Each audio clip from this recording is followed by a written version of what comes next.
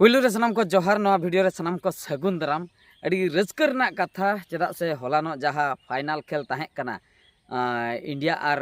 New Zealand भितर रे ओना भितर रे इंडिया हाँ फाइनल जितकर रखना तो चैंपियंस ट्रॉफी जहाँ ताहें कना ओना हाँ इंडिया वाला को हताव का मेन दो इंडिया क्रिकेट टीम आदो नवा वीडियो माध्यम ते हाँ नीना मैसेज लई सनइन कना माने मोटिवेशनल लेका हाँ पे बुझाव दाड़िया नीना मैसेज लई सनइन कना माने जहाना फील्ड रेगे हार दो आलोपे मना तबना जहाँ फील्ड रेगे हार दो आलोपे मना तबना और सक्सेस दो अड्डी लेट रे हिजुआ तीन जोखा एम भाबिया आदो बइन दाड़िया ओने उन जोखा गे सक्सेस ना पछले रे दम सेटर को माने पूरम सेटर सुर को सक्सेस पछले रे और उन जोखा गे मने रे हिजुआ आदो बइन दाड़िया नवा जायगा खoj दो आदो इन दुइन साहा बांगा अड़ी गानिन परिश्रम के आदो पेशेंस बनुआ दो ओनागे अड़ीगान हर बांग बन बुझाव दाड़िया कना अड़ीगान फील्ड रेबन कमी एग्जाम्पल इन हतावा बारिया पियाना सपोज मिद हरे चास चास निये शर्मा खेतीयन ताय आय भाबिया आदो इन दो आदो बाय हुयुग तिया नवा बद रे दो चास बाय हुयुग कना ओना बद रे चिकाते चास हुयुगा ओना पांजाय में ओना बद रे चिकाते चास हुयुगा चेद इन चिका लेखान चास हुयुगा जे चास बाय हुयुगा मेनते आदो बइन चासा ओना बद दो आदोኝ भाताव रुवाड़ा उनका कथा दो बांगा उनकागे जुदी जहाँ ड्राइविंग चेत सनायना बाबन चेत दाड़िया कना तो चेत खातिर बन चेत दाड़िया कना चेत उइक पॉइंट ताहेन कना तो मिटंग हर यूट्यूबर बना सनाय कना बाय बनाव दाड़िया कना चेत चिका कना चेत एटकेटोणे मेना का चेत खातिर वीडियो रे व्यूज बांग हजू कना चेदा चेत चिका लेखान दो व्यूज को हजुआ नो नोका अडिगान रिसर्च मेना का जे बाको हेज लेना मेनते यूट्यूब बंद उतरा से चलुñ बंदा उनकान कथा दो बांगा तो चक्री फील्ड कथा हुँ लिया जहाँ को चक्री सनाए बना चक्री बन छुटो बांग ᱧᱟᱢᱚᱜ कान गया मेनकान एज दो मेना गया तबे दो ओना केस रे दुñ लिया छुटो को तबन पे बांग लईगो एज ताहेन बुर भितिर रे ᱧᱟᱢ दाड़ियागो तो ओने उनका कथा जोतन फील्ड रे दो ओका फील्ड रे हो जे उनकाना कमी दो बनु का जे साई मारी मिटंग सक्सेस ᱧᱟᱢᱚᱜ जोतो फील्ड रे नासना पेशेंस तो ताहे दरकारों कान गया माने आकोर दो दरकारों कान गया अपनार ओना मिमिद धाव लई गानोगो चोट पाले पेशेंस रेना टेस्ट माने तीना आमा धैर्य मेना तो ओने उनका कथा तो अड्डी दिन तायम 12 बच्चर लया को 12 बच्चर तायम इंडिया जितकर आईसीसी चैंपियंस ट्रॉफी माने 2013 रे लास्ट जितकर लेना 13 खय बन हिसाब 14 15 16 17 18 19 20 21 22 23 24 25 माने 12 बच्चर उनकुआ जुदी पेशेंस बांग ताहे को हाँ लई किया को नोंका गेबन खेलो गडिया किछुगान टीम हो नोंका मेना को उनको तो मिद धाव बाको दाड़िया कना तो उनका गे जुदी नुकु को उनका को बाबिया हाँ अब हो बाबन दाड़िया चेदा से इंडिया रेना मेन प्ले जहाँ बन लैया मेन प्ले दो ये दो बांग कना क्रिकेट दो बांग कना हॉकी कना जातीय खेलो जहाँ बन लैया तो क्रिकेट दो मेना बांग काते रहो ओनार टीम नितो नोंका को बनावा कना प्राय झोतो फील्ड रे माने झोतो को दाड़े कना माने हुई दाड़िया फाइनल रकाब कते को हरा कना हाना निये मांग रे जहाँ होइना 2017 रे तो 17 रे हो उनका गे पाकिस्तान वाला को जितकर लेना मेनखान फाइनल धाबी दो को रकाब लेना इंडिया वाला हराय ना को फाइनल रे तो ओने उनका कता निये धा हो फाइनल को रकाब ना फाइनल को जितकर लेना तो अब जेबन भाबिया आले बाले दाड़िया कना बांगा बाबन दाड़िया ओना मैच अकोय पे नेल का हलाना मैच उनको निहति पे ठीका का तबे ओका लेका सिचुएशन रे ताहे कना इन पूरा कंप्लीट मैच होला मा नेल का आकोरिन जखन को बैटिंग ए ताहे पुइलो तो अड़ी भागी को बैटिंग किया जहु बार हर शतक किन पारम माने अर्ध शतक किन पारम का 50 किन पारम का आर किछुगान जहाँ के कम कम को बैटिंग किया मेनखान नुकु जो आकोरिन जहे मुचत को चलाए ना उनको हो सड़ा को दाले ताहे जो कष्ट मस्ट ते 2000 इन ले माने 251 धाबी को सटर ले 252 जदि को रन आनुको इंडिया वाला तबे दो को जीत करवा 252 रन हो उड़ी साधारण दो बांग कना उड़ी कठिन कमी कना जखन रोहित शर्मा बैटिंग ताहे अड़ी भागी जतो हर को ले हाँ को जीत करवा ठीक अक्तो रे रोहित शर्मा माने आउट ना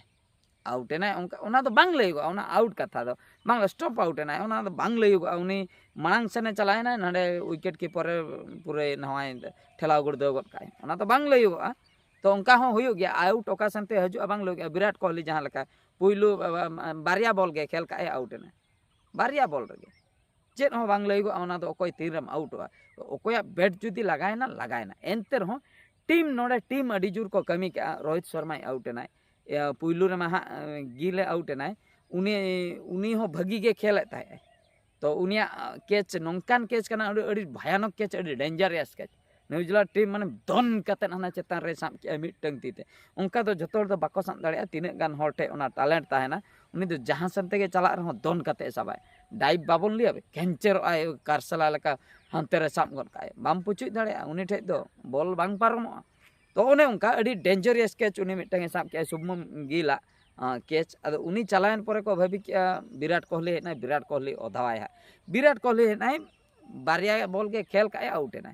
पूरे चिंता रे विषय या बेस बेस बैट्समैन के को आउटक कना बारिया आउट एन पोरे इना पोरे जहु को इना पोरे को सेटर बड़ायना रोहित शर्मा ताहन भुर दो रस्के के को बुझो जतो हळ उनी हा दालाय 6-4 ताला ताला रे नेलोगआ मेनखान एटा बैट्समैन को ते दो उनका बांग नेलोगआ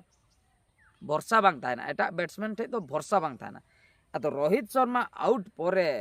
नुकु टीम जो को ताहे कना उनको को भाबिया कोशिश लेगन चेष्टा रे दो एटकेटणे दो चेन मेना जहु को चेष्टा को जारी किया तो उनका के अड़ी भागी को खेल किया इना परे जहां को सेटर ना उनको भागी के जतो हड़ के को खेल का और विकेट जहां बॉलर्स को ताहे कना उनको हो अड़ी भागी को खेल का होलाना ये रे माने न्यूजीलैंड लेकान टीम जखन 251 रे को आउट का को माने 251 धाबी को सेटर हाचले को आउट मा ऑल आउट मा बाको ऑल आउट का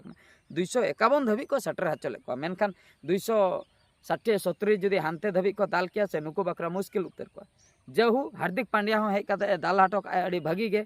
अड़ी कम टाइम में ताहे कना अड़ी भागी दाल हटक आय इना तायम मुचे रेकिन ताहे कना जड़जाय सारे लेनाय और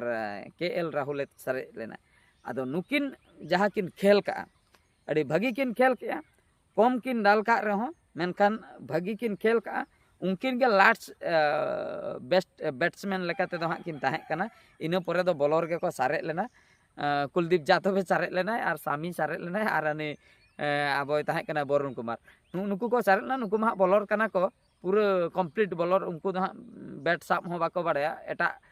पार्टी दो एटा टीम को दो बैट साब को किछु किछु को बाड़या मेनखान आबोरेन बॉलर को दो उना इंडिया रेन बॉलर दो उना बैट साब को दो बाको बाड़या आदो उनको जुदिम इदी गन का हो अकय को तार को दाल बजा गन का बाखाय दो बाको बजा दरे मिमिटन बॉल रह को आउट उनको चेतान रे दो भरसा बांग थाय कना भरसा दो ताहे कना जड़जा चेतान रे और केएल राहुल चेतान रे नुकिन जहु मुचाद धाबी किन खेल के मुचाद मेन दो जितकर धाबी और हो ताहे कान गया और मिटेन ओवर मा ताहे कान गया नुकिन अवश्य किन दाल के मुचाद रे 4 दाल काते ना जहु को जितकर ना अड़ी रस्कर ना कथा आदो निया वीडियो खय निया कथा लई सेनया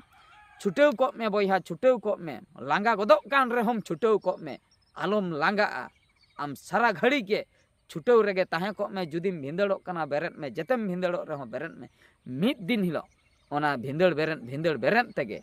मिद दिन हिलो नंकाम तिंगु केटेजोआ जहां को हिजु रहो जते मारांग होय बरडू हिजु रहो बाय हिलो दाड़िया में कथा दो हुयु कना न